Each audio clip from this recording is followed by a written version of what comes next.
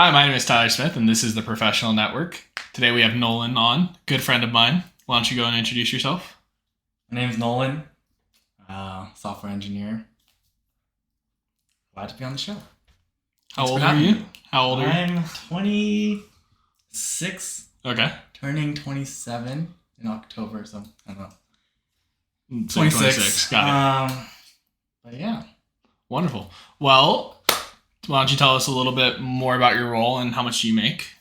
Yeah, so I'm a software engineer in Lockheed Martin. I make 135,000 base. Yeah, that's kind of what I'm doing right now. I used to be a systems engineer, but recently transitioned to software to try and broaden my skill set. Cool. Why don't you tell us a little bit more about that? Yeah, for sure. So I went to school for aerospace engineering at CU Boulder. Did a 4+1, so got my master's in 2019 after 5 years of school, and then went straight to defense contracting. So went straight to Raytheon. Started off as a systems engineer and then jumped over to Lockheed, also as a systems engineer, which is a really broad engineering specialty. Then transitioned maybe like a year and a half ago to software. Awesome. How did you discover your role in deciding about the transition? Yeah, the transition, I don't know. I think it was peak COVID.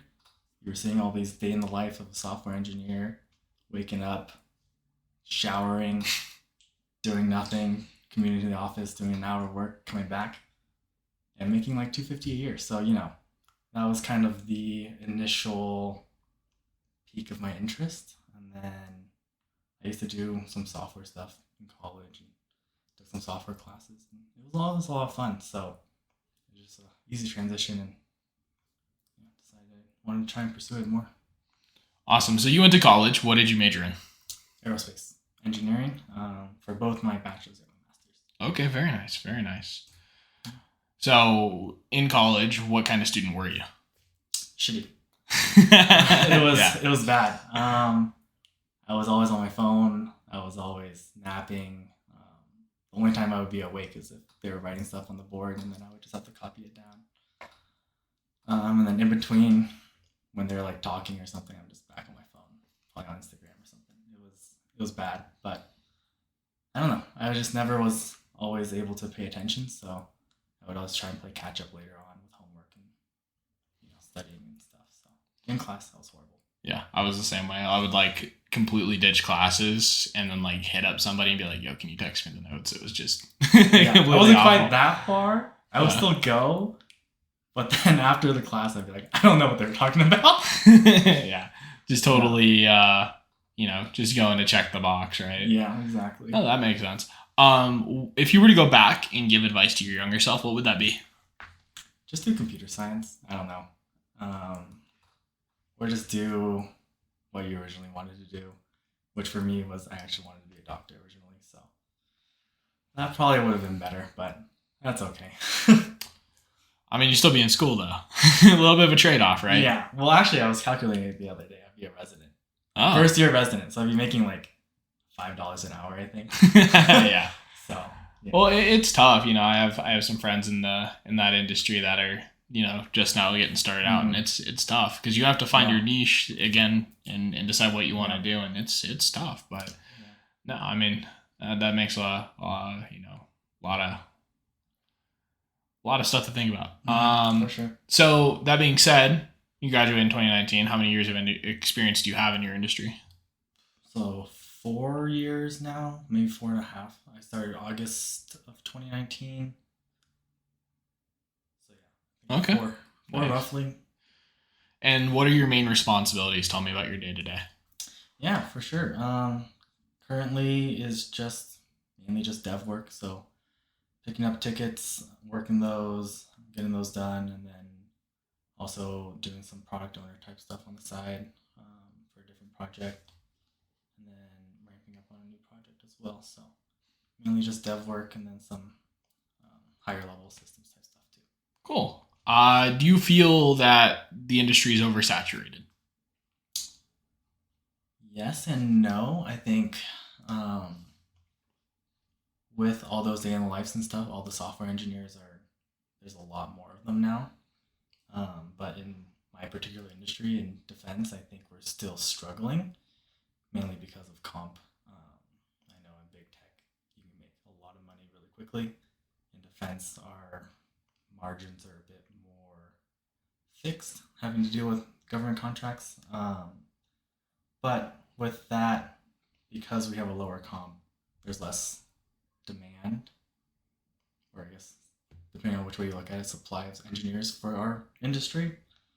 So yeah, yes and no. Okay, cool. How can individuals stand out and kind of really distinguish themselves to push forward and kind of get that notoriety? Yeah, good question. I think it's just talking to people, really. Just making yourself an individual and not just, a resume. Mm-hmm. Trying to actually reach out and network. I mean, everyone says network, but really try and reach out to recruiters, go to your career fairs, go to different events, and just have FaceTime with people in your industry that you want to be in. I think that goes a really long way. Yeah, no, absolutely. I completely agree. My industry is super small, and I can't tell you now, 6 years in, how many times I've bumped into somebody who I've either ran into at a conference or I met, just day-to-day working life. It's actually kind of how I landed my current role, which, is why I believe in never burning bridges, because yes. Everything that happened with my former role, and I got laid off, and then they came and they said, hey, how about you come and build the program for us? And it just kind of, it was like, cool. The only reason that opportunity happened is because I networked with people. So I completely agree there. I think that's completely invaluable. So let's go ahead and shift a little bit. Tell me about some of the special perks of your job. You flying F-16s on the weekend? No. I wish. I think the main perk is really the job security. Okay. Given how, it's government contracting, it's always going to be there. Defense is always going to be there. And, a lot of people in this field have security clearances. So with that, you have a lot of leverage to go from defense contractor to defense contractor. Mm-hmm. You're always wanted. So yeah, that's probably the main perk in this industry. Mm-hmm.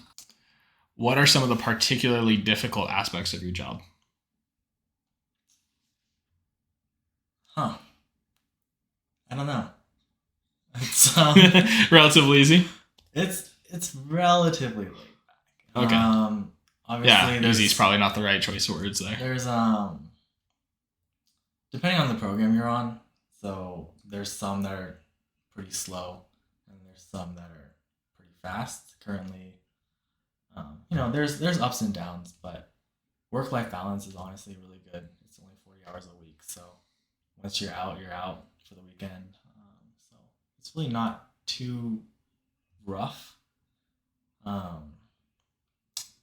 don't know. Maybe just going to the office every day if you're cleared, but that's about it. Do you save and invest, and what is your target goal? I do. So I'm always cautious about what I say about this because I don't know if 401k counts as savings. Yeah, no, it definitely does. I mean, it's bolstering your retirement fund, right? Yeah, it is. So it's.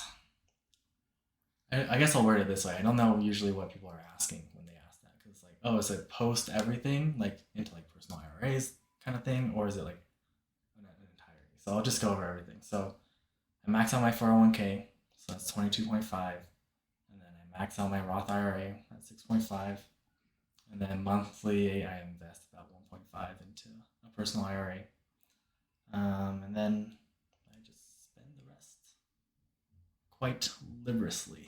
Yeah. But that's mainly it. I don't know if I really have a goal.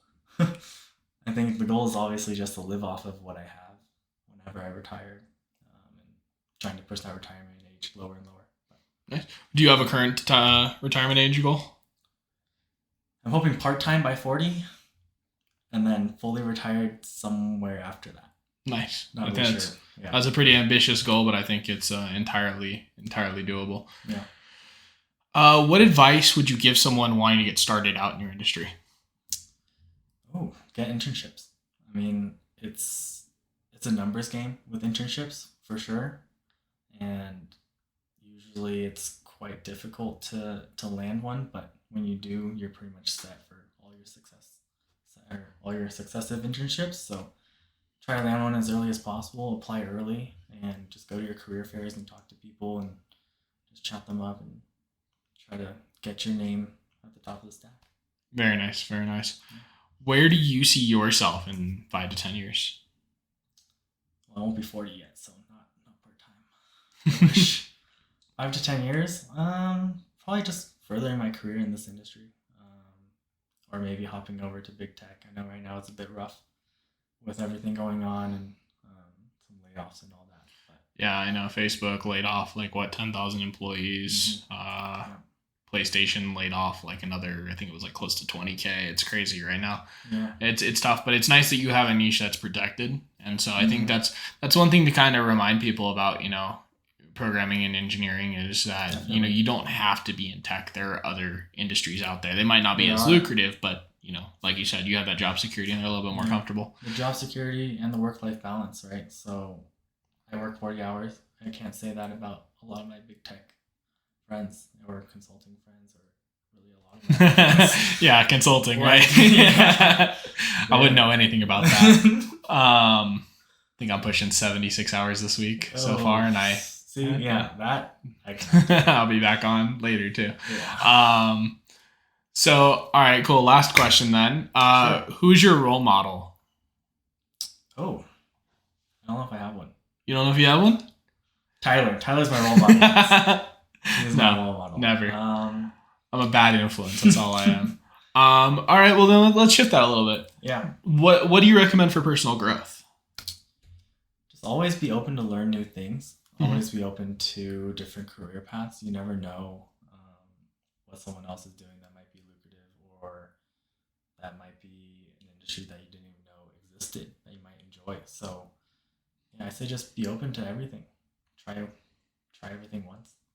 Yeah, I think that's very valuable, and pick up opportunities as they present themselves. Never be afraid to say yes to something that you don't fully understand or don't fully know, because that's going to elevate your career massively, I feel like. And that and networking just make you infinitely more valuable. Well, awesome. I appreciate it. Thank you so much. Yeah, thank you. My name is Tyler. This has been the Professional Network. Thank you to Nolan for coming on. Of course. Have a great day.